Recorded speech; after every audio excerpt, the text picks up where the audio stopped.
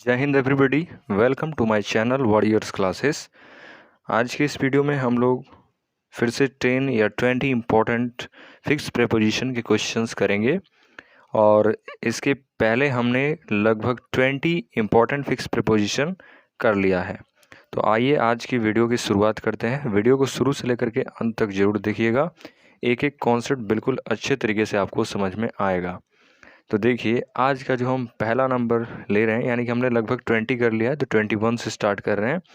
आज का जो हमारा यहाँ पर होगा 21 नंबर प्रेपोजिशन, वो होगा फॉन्ड ऑफ। देखिए, ये प्रेपोजिशन बहुत ही इंपॉर्टेंट है और कई बार पूछा भी गया है। फॉन्ड जो वर्ड होता है, इसका मतलब होता है शौकीन होना किसी चीज़ का, और इसके साथ प्रेपोजिशन यूज़ करते हैं ऑफ। ठीक है, शौकीन मतलब कोई चीज़ बहुत ज़्यादा पसंद होना किसी को।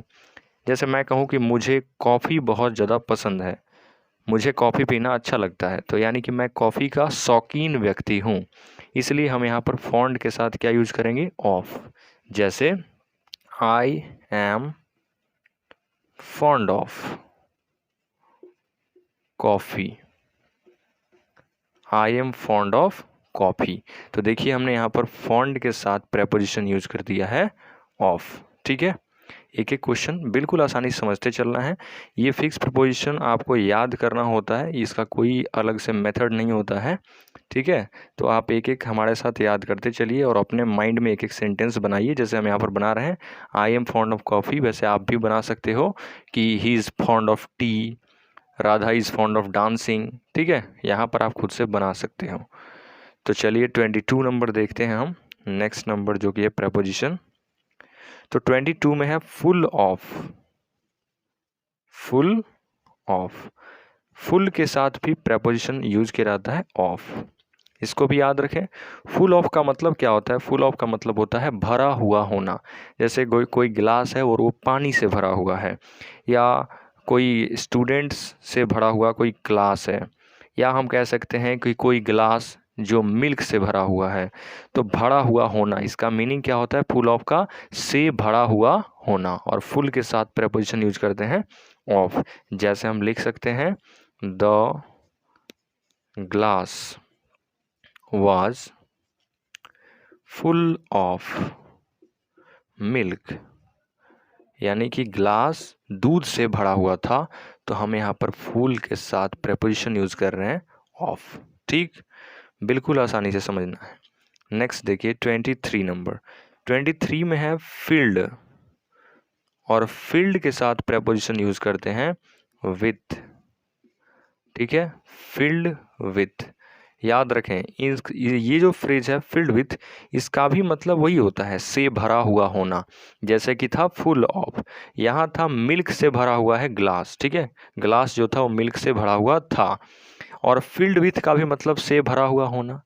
डिफरेंस क्या है, तो याद रखें, ये फुल है तब ऑफ आएगा, जब फील्ड रहेगा तब विथ आएगा। ठीक है, इसका मतलब होता है लबालब भरा होना, जैसे पानी भर गया, दूध भर गया। ठीक है, और इसका मतलब है कि कोई चीज़ जनसंख्या मतलब नंबर्स में बहुत ज़्यादा, जैसे बोलते हैं कि खचाखच भीड़ थी कहीं पर, किसी रूम में, किसी कमरे में, तो वो फील्ड विथ यूज करते हैं। ठीक है, तो हम यहाँ भी लिख सकते हैं द क्लास रूम। एग्जाम्पल आप देखते जाइएगा, क्लियर हो जाएगा।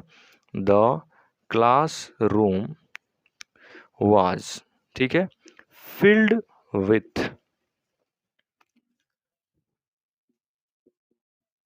The students. इसका मतलब क्या है, इसका मतलब है कि जो क्लासरूम था वो स्टूडेंट से खचाखच भरा हुआ था, मतलब थोड़ा सा भी जगह खाली नहीं था। तो याद रखिए कि फील्ड जब वर्ड आएगा तो इसके साथ प्रेपोजिशन यूज होगा विथ, लेकिन जब फुल आएगा तो इसके साथ यूज होगा ऑफ। ठीक है, क्लियर है आप सभी को। नेक्स्ट 24 नंबर देखिए। 24 नंबर है फ्री फ्रॉम। फ्री के साथ प्रेपोजिशन यूज करेंगे फ्रॉम, और इस फ्री फ्रॉम का मतलब होता है से मुक्त होना, आज़ाद होना। फ्री के साथ हमने फ्रॉम लगा दिया और इसका मतलब हो गया से मुक्त होना या किसी चीज़ से आज़ादी मिलना। जैसे हम बोले, now Raju is free from डेब्ट, डेब्ट मीन्स होता है कर्ज, यानी कि अब राजू कर्जे से मुक्त है, यानी कि उसके पास किसी को भी कर्जा नहीं देना है, उसके पास बिल्कुल भी कर्ज नहीं है, तो हमने फ्री के साथ यूज किया फ्रॉम। ठीक है, अभी हमने 4 प्रपोजिशन लिखा है, देखिए बहुत ही आसानी से एक बार रिवीजन करते हैं। फॉन्ड ऑफ का मतलब शौकीन होना, किसी चीज़ का बहुत ज़्यादा शौक होना, तो हमने यहाँ लिखा I am fond of coffee. दूसरा है फुल ऑफ, इसका मतलब होता है से भरा हुआ होना, the glass was full of milk. ठीक है, साथ साथ बोलते जाइए, आप सभी लोग याद हो जाएगा। Fond of, full of. Field के साथ विथ लगता है, इसका मतलब भी होता है से भरा हुआ होना। ठीक, the classroom was filled with the students, यानी कि जो क्लासरूम था वो बिल्कुल खचाखच भरा हुआ था विद्यार्थियों से। और चौथा है फ्री फ्रॉम, इसका मतलब है से मुक्त होना या आज़ाद होना। Now Raju is free from डेब्ट। ठीक, अब आइए देखते हैं नेक्स्ट कुछ और प्रपोजिशंस। तो अब देखिए 25 नंबर देखिए 25 नंबर जो वर्ड है बहुत इंपॉर्टेंट है, फाइंड फॉर। फाइंड फॉर, जैसे फाइन भरते हैं ना, कोई चीज़ दंड देना किसी चीज़ का, तो उसको बोलते हैं फाइन। और फाइंड के साथ हमेशा लगता है फॉर प्रपोजिशन, मतलब किसी चीज़ के लिए दंड भुगतान करना। ठीक है, फाइन करना, जैसे आप गाड़ी चला रहे हैं, आपके पास हेलमेट नहीं है, ड्राइविंग लाइसेंस नहीं है, तो आपको ट्रैफिक पुलिस जो होते हैं वो फाइन मतलब चालान करते हैं, फाइन भरना होता है, तो वही चीज़ है फाइंड फॉर। तो किसी ना किसी चीज़ के लिए दंडित किया जाना, उसके लिए हम यूज़ करते हैं find for. Fix preposition for लगता है। एग्जाम्पल हम लिखते हैं यहाँ पर, Rohan was find for drinking. Drinking का मतलब है यहाँ पर शराब पीना। ठीक है, इस ड्रिंकिंग का मतलब है शराब पीना। तो रोहन को फाइन किया गया, किस लिए किया गया? शराब पीने के लिए। ठीक है, तो फाइन के साथ हमने क्या लगा दिया है? फॉर लगा दिया। याद हो गया। नेक्स्ट आइए देखते हैं 26। तो 26 नंबर बहुत ही इंपॉर्टेंट वर्ड है, फैटल। फैटल का मतलब होता है घातक होना, किसी चीज़ के लिए बहुत डेंजर। तो फैटल के साथ हमेशा प्रेपोजिशन यूज करते हैं टू। याद रखिए, फैटल के साथ कौन सा यूज करते हैं? टू का प्रयोग करते हैं, इसका मतलब है घातक। अब हम यहाँ पर एग्जाम्पल लिखें, जैसे अभी एक वायरस आया था कोविड-19, कोरोना वायरस 19। तो कोविड-19 जो था सभी के लिए खतरनाक था। तो क्या लिख सकते हो? कोविड-19 वॉज फैटल टू एवरीबडी लिख देते हैं, सभी के लिए। तो कोविड-19 was fatal to everybody. To means सभी, यहाँ फैटल टू का यूज़ किया गया है घातक यानी कि डेंजर को दर्शाने के लिए, और एवरीबडी मीन्स सभी के लिए। ठीक है, आइए देखते हैं 27 नंबर। 27 नंबर जो है ये है ग्रीडी ऑफ। ग्रीडी के साथ प्रपोजिशन ऑफ का प्रयोग करते हैं। ग्रीडी मीन्स होता है लालची, किसी चीज़ का लालच होना, तो उसके लिए हम ग्रीडी वर्ड यूज़ करते हैं, लालची होना। ठीक है, और इसके साथ प्रपोजिशन लेता है ऑफ। कैसे लिख सकते हैं हम?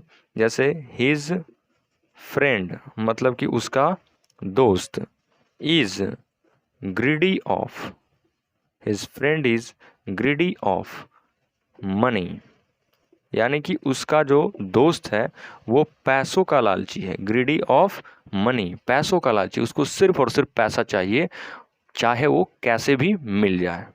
आ गया समझ में? एक बार और रिवीजन कीजिए। फाइंड के साथ फॉर लगता है, फैटल के साथ टू लगता है, और ग्रीडी के साथ ऑफ लगता है। याद हो गया? हमने कर लिया 27 प्रपोजिशन। आइए और इसमें 3-4 देखते हैं।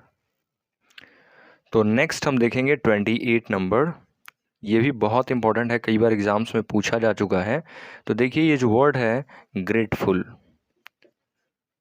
ये जो वर्ड है ग्रेटफुल, ये 2 प्रपोजिशन लेता है। याद रखिए, एक तो लेता है फॉर और एक लेता है टू। ग्रेटफुल फॉर जब यूज करते हैं तो ये होता है ए थिंग, मतलब किसी चीज़ के लिए या किसी बात के लिए, तब हम यूज करेंगे grateful for.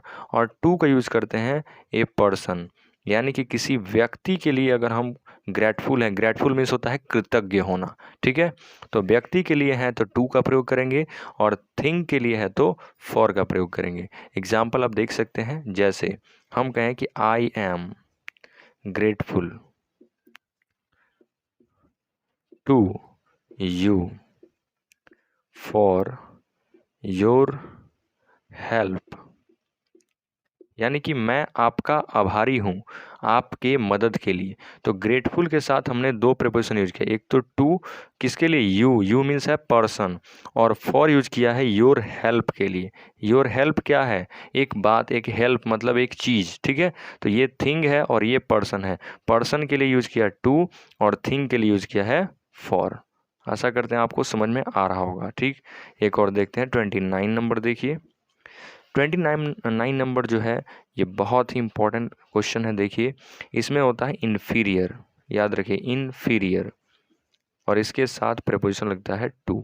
Inferior to, inferior to का मतलब होता है कोई चीज़ जो कम महत्वपूर्ण होना, लेस इंपॉर्टेंट, या कह सकते हो घटिया होना, मतलब एक चीज़ दूसरे से कंपेयर करने पर जो चीज़ बिल्कुल ख़राब हो। तो इन्फीरियर के साथ हम टू का प्रयोग करते हैं। कैसे, जैसे हम लिखें योर कार is inferior